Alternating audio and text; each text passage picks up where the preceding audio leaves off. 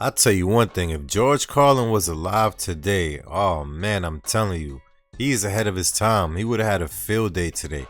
The amount of content that he would have been able to put out based on what we're going through today, I don't even think it's possible to keep count. Let me show you exactly what I'm talking about. You know, George Carlin is the truth, and when it comes to politics, he knows a little something too much. Check this out. They always accommodated the change. Elvis Presley was on there, and the Beatles, and the Stones, and they always, they still did an opera singer. They still did people juggling plates. Topo Gigio. But what I did was, they told me I had a choice between two jokes. At dress rehearsal, I did, among other jokes, I did two jokes that were topical, and one of them was about Governor George Wallace of Alabama, who was running for president and was a racist and a segregationist.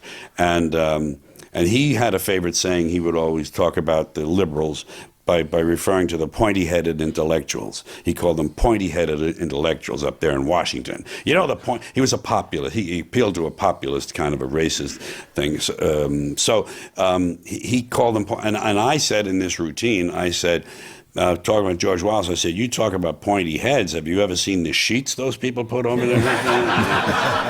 So that was one joke. That was one joke in the monologue. Another joke in the monologue was about Muhammad Ali. Muhammad Ali was the champ at that time. His name was still Cassius Clay.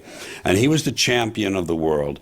And they took away his championship because he wouldn't go to Vietnam. He refused to go. And he was, of course, right to do that. I think.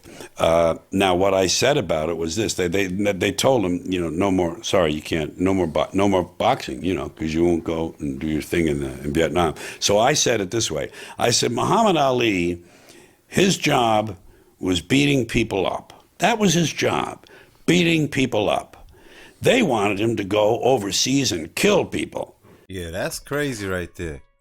How you out of nowhere just say, you know what? No more fighting for you. Actually, here's this weapon. We want you to use this at a high speed rate. You understand what I mean? Make it make sense right there. That was foul what they did to him. They actually threatened him with his career, and that's just all the way wrong right there. I don't know what that was about right there. To do that. I think. Now, what I said about it was this: they told him, no more. Sorry, you can't. No more boxing. Because you won't go and do your thing in Vietnam. So I said it this way: I said, Muhammad Ali, his job was beating people up. That was his job, beating people up. They wanted him to go overseas and kill people, and he said, no. I don't want to kill people. I'd rather just beat them up. And they said, all right, well, if you won't go and kill people, we're not going to let you beat them up. And they told me between dress and air, they said, you can have this is the oddest censorship I ever experienced. They said, you can have one of those jokes or the other, but not both. It was volume rather than, it was the strangest thing. So obviously I chose the Muhammad Ali joke, which is a far smarter joke, than the pointy head. And so that was my memory of the last show I did. He went off the air. Actually, I did the second to last Ed Sullivan broadcast, although we didn't know it at the time. We found out later that when he was canceled. I'll tell you this much: under the Biden-Harris administration, they would have canceled him left and right. They would have said, you know what? You can't do either one. We don't like neither jokes. You get me? Now, here we're into the 60s. I'm taking longer than I had planned because That's okay. There's so many things. You're into the 60s. Mm-hmm. You've been getting high since you were, 14? Yeah, 13. And you were going through, sorry. These things are important. That year does make a big difference. That's right.